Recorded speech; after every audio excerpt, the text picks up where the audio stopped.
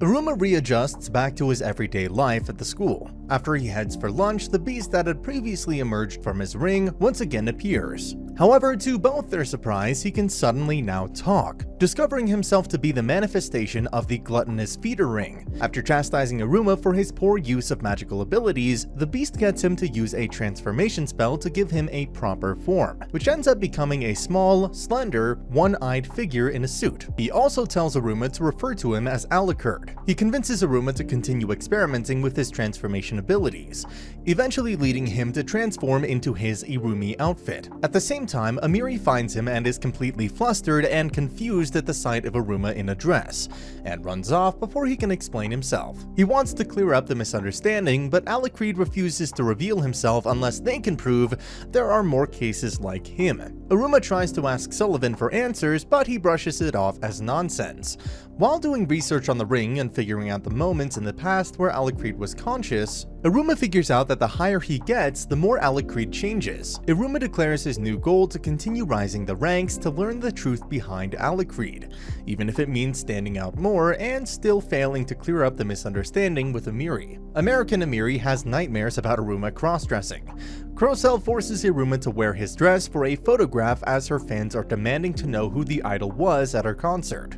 During the struggle, Ameri witnesses Iruma on top of Crocell and drags him away. When she asks him about the magical apparatus battler, which after the incident with Kiriwo has been closed, she offers to reopen it if Iruma, Clara, and Asmodeus each obtain letters of recommendation from 3 battler presidents.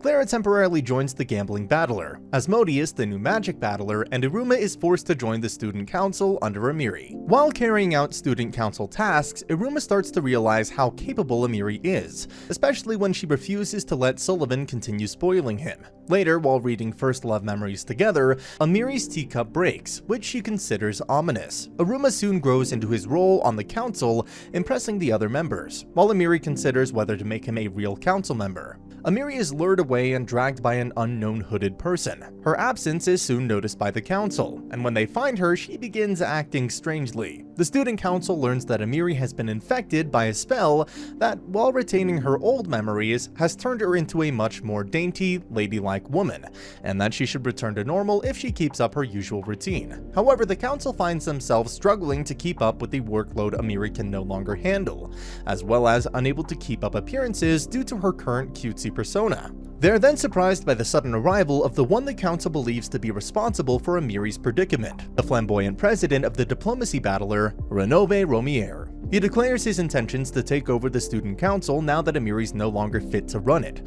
while playing coy when they ask if he put the spell on her. He challenges them to a dissolution election, where the student body can vote on who should be the student council, and whoever loses must be dissolved. Iruma slaps his hand away when he starts touching Ameri, leading him to retreat while the rest of the council praises him. The following day, Renove uses his bloodline ability, Charisma, to campaign, leading to a mixed reception until he promises to be more lenient and fun than the current student council, while Ameri struggles to keep up with her small support.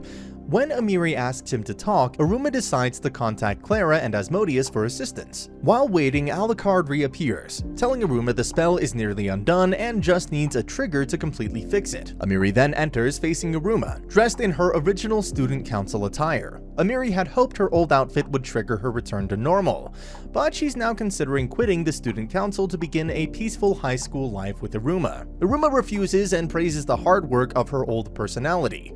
During the election, Renove promises to make the school a pleasure paradise.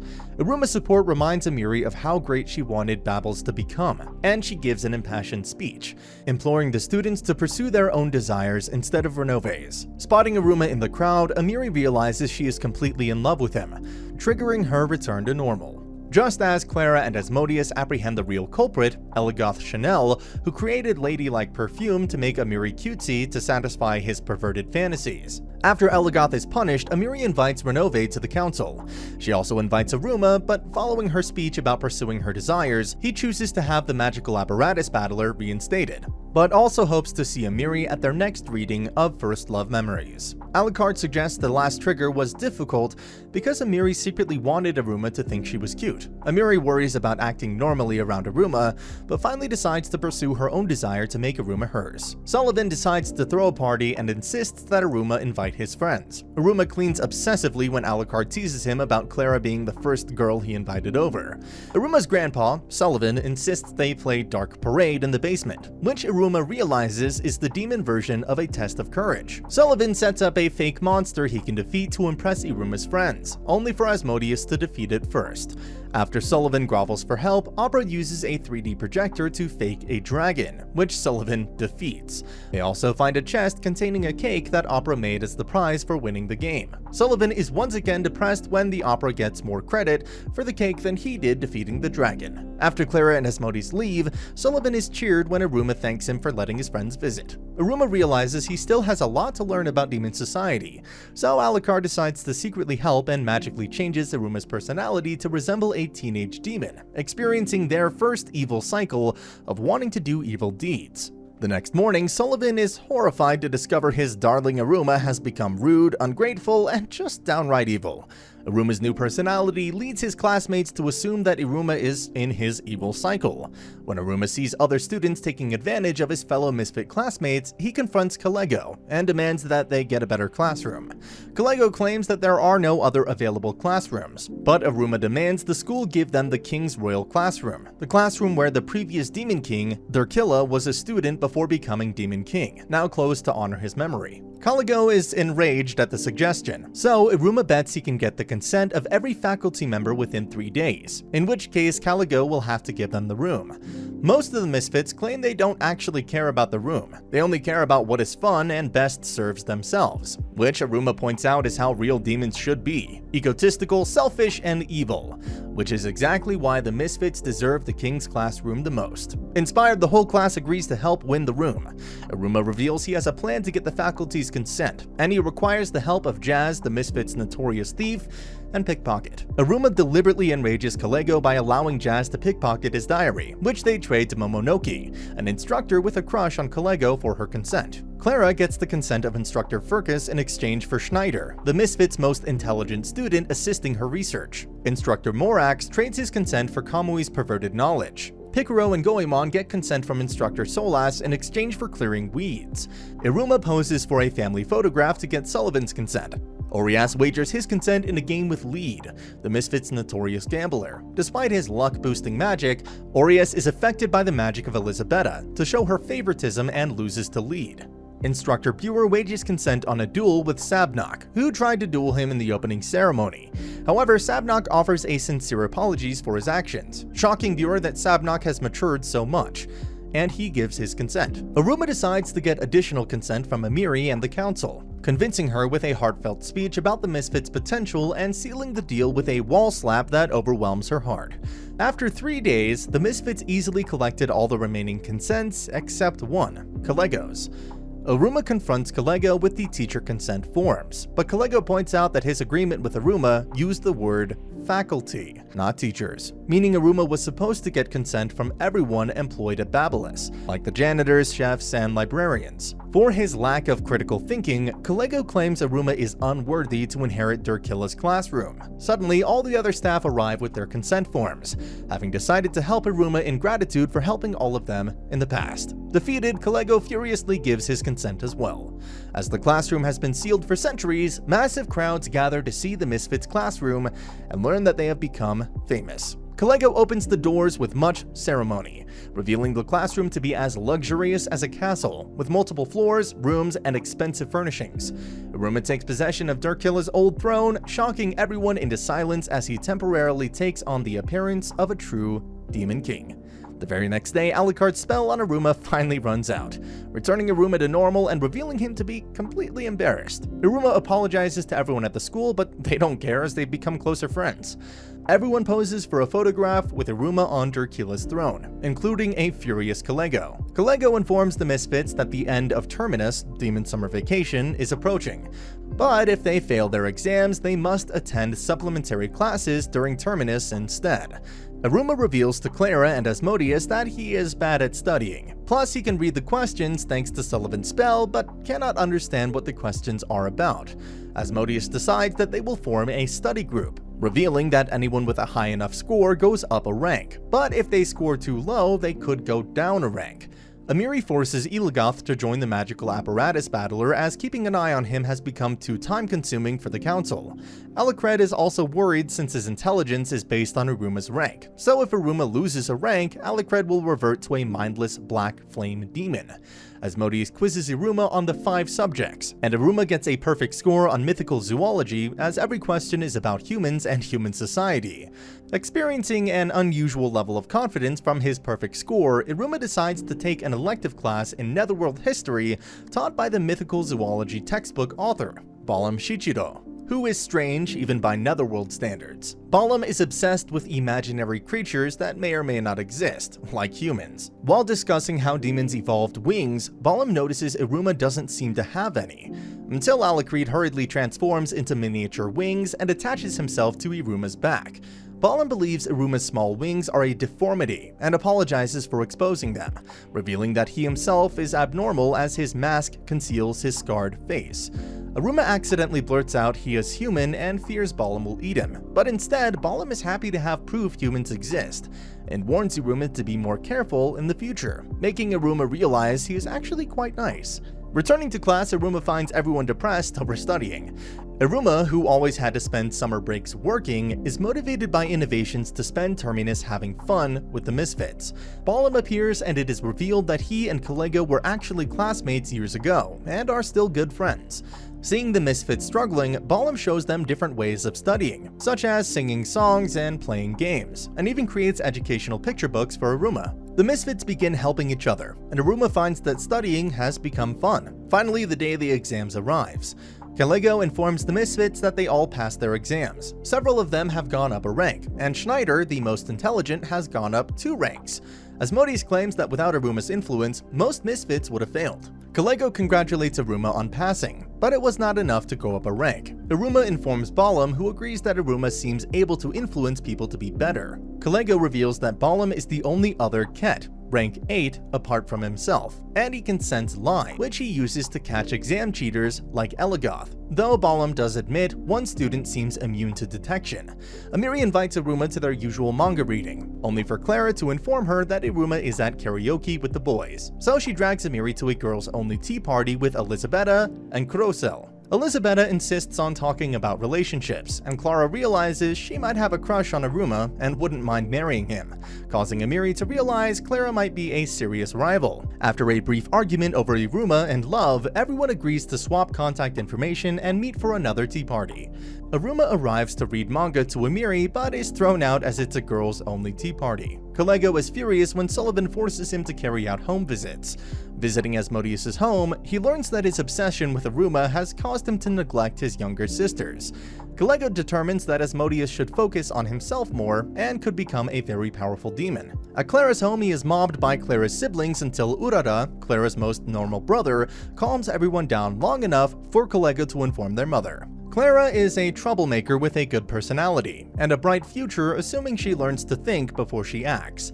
The other visits go just as badly as the first, as he must duel with Goemon's father, protect his wallet from Jazz's brother, and avoid marrying Lead's older sister.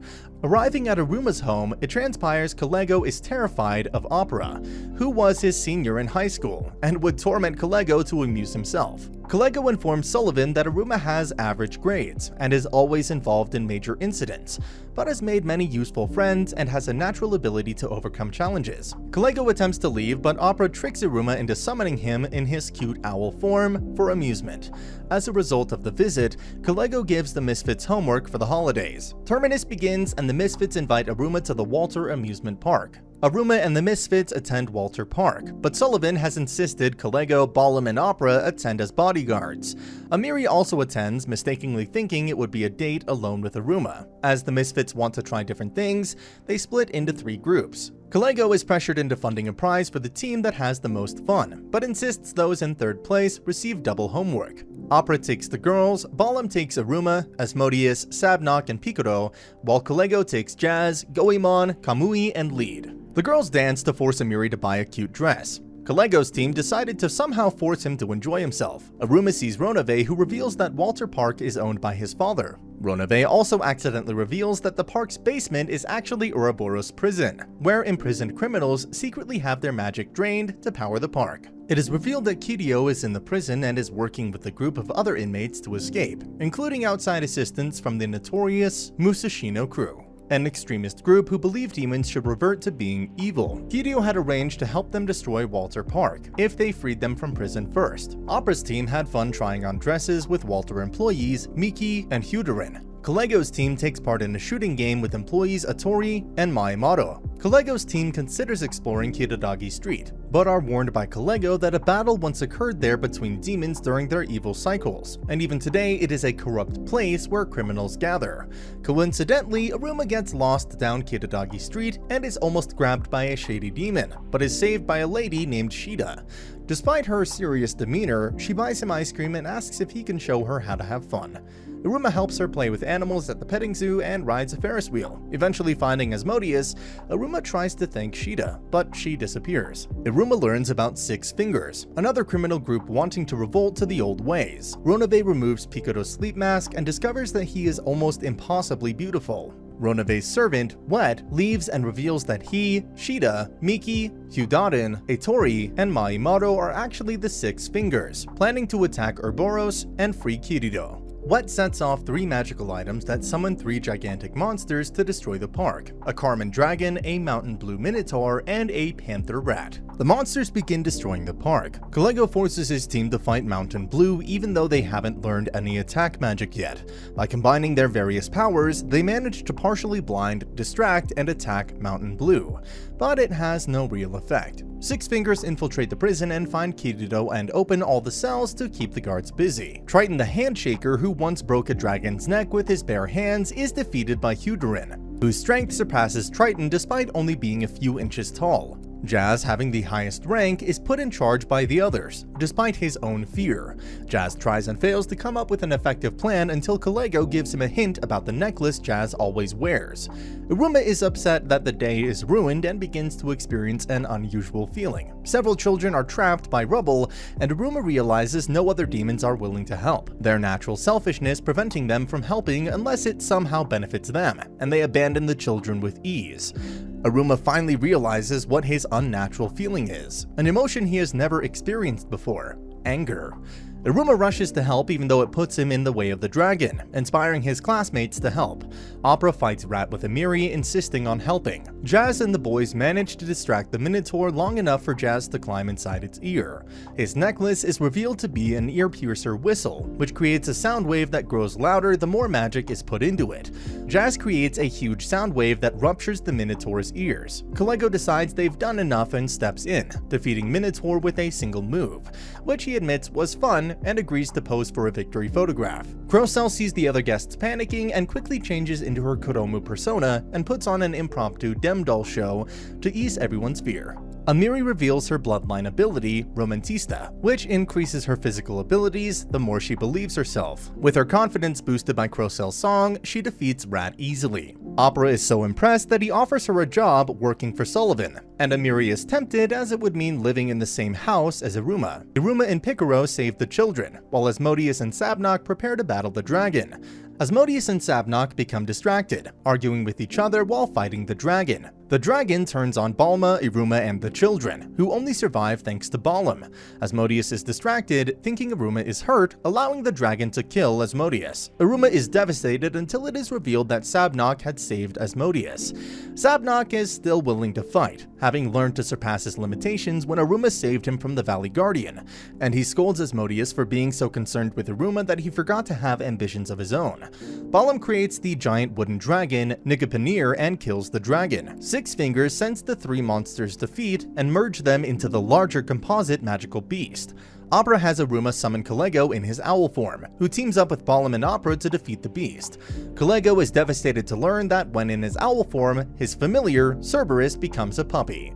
The beast gathers its remaining magic to create a bomb to kill everyone in the park's emergency shelter.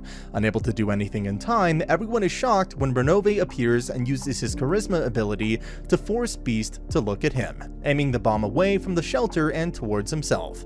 Just as Renove is about to die, Iruma steps in front of him. Iruma unleashes Alucred, who swallows Beast's magic, defeating it for good. Kalego scolds Iruma for risking himself again, but admits he did it excellently. Opera understands why Sullivan chose Iruma as his grandson. Six Fingers reach Kirido and explain that Lord Ball sent them. Kirido is overcome with emotion, realizing Iruma destroyed the beast and believes they are fated enemies. When Ball contacts him, angry Walter Park still stands as its purpose to de-stress demons in their evil cycles is a barrier to his plans. Renove's father puts the misfits in a hotel as thanks for saving his park. Ameri approaches Iruma alone at a party, despite it looking like a romantic manga scene. Iruma tells her he is still unsure of his ambition, but for now, is happy to keep having fun. Ameri asks Iruma if one day they can do something together, just the two of them, and despite being interrupted by Clara and Asmodeus, Iruma agrees, causing Ameri to pass out. The attack is mentioned on the news, and Iruma becomes a hero overnight, causing the hotel to be swarmed by reporters and admirers. As it is unsafe to return home, Clara invites them to her house instead. Iruma is surprised as he's never been invited to a friend's house. Arriving, they find Clara's mother and siblings going overboard to welcome Clara's first friends. The home is filled with strange objects, apparently sent home by Clara's father, a professional adventurer. Clara is embarrassed when Iruma is shown her baby picture album until he remarks that she was super cute. It is explained that the family collects their food from the surrounding hubbub forest. Clara and Asmodeus try to compete over finding the best ingredients for Iruma, so Clara's mother suggests hunting the shabu shabu from Collateral Cave, the most delicious beast in the forest. Clara praises Iruma as the hero of Walter Park, causing Asmodeus to consider if he actually helped at Walter Park at all. The shabu shabu is a strange monster made from both animal and vegetable parts. Clara's brothers almost get eaten by shabu shabu, but Asmodeus saves them, and Clara's mother arrives and catches shabu shabu. After dinner, Clara is revealed to be excellent at singing relaxing bedtime songs. The next morning, Clara's mother secretly adds more photos to her album, showing Clara's continue to grow up. Emil's father, Henry, flies towards Clara's home. Henry informs Iruma that he can return home, but turns furious when Iruma asks about Ameri. Ameri plans a perfect date and arranges to meet Iruma privately at Aqua Case, an aquarium/swimming pool, but Iruma remains oblivious that it's a date. Ameri's plan fails repeatedly. Due to her greater height, she cannot hold Iruma's hand because their hands are too far apart, and Iruma can't hold her from behind on the water slide because her taller height means she has to ride behind him instead. Iruma buys gifts for everyone, including Clara, which makes Ameri jealous and worried that the date isn't exciting enough. They attend a fortune-telling show where Mako, a water dragon, physically picks ideal romantic partners.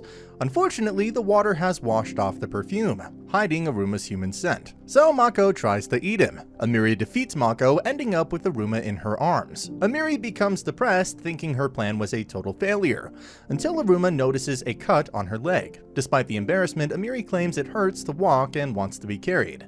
So Iruma uses magic to make the taller Ameri light enough to carry in his arms, making her realize that despite her plan's failure, it was the best date ever. Iruma finishes the extra homework assigned by Kalego for losing the water park competition. Sullivan and Opera take him shopping, and while buying books, Sullivan purchases a copy of Prophecies about the Demon King. Many people wonder why Sullivan still hasn't taken the throne, so Iruma asks about the Demon King. Sullivan remembers how Durkilla, the now missing Demon King, was a lot like Iruma. Sullivan explains about the 13 crowns, the leaders of the Netherworld, like Sullivan. To become Demon King requires the support of all 13. But it is a heavy responsibility as the Demon King is the Netherworld itself, and his power over it is absolute and can remake it any way they see fit, explaining that the current Netherworld society is simply the way Durkilla wished it to be. Sullivan even remarks that he would be interested to see what would happen if Iruma became Demon King, something Iruma seems quite concerned about, especially later after reading the prophecy scroll. Alucred summons himself and berates Iruma for forcing him to swallow all Beast's magic and then largely ignoring him ever since, while enjoying himself. As the new term begins, Kalego informs the Misfits that unless they all achieve Deleth, 4th rank, they will lose their right to use the royal classroom. And that's the end of the video. As always, if you liked what you saw, subscribe to the channel. I'll be uploading a lot of videos just like this, so I'll see you at the next one.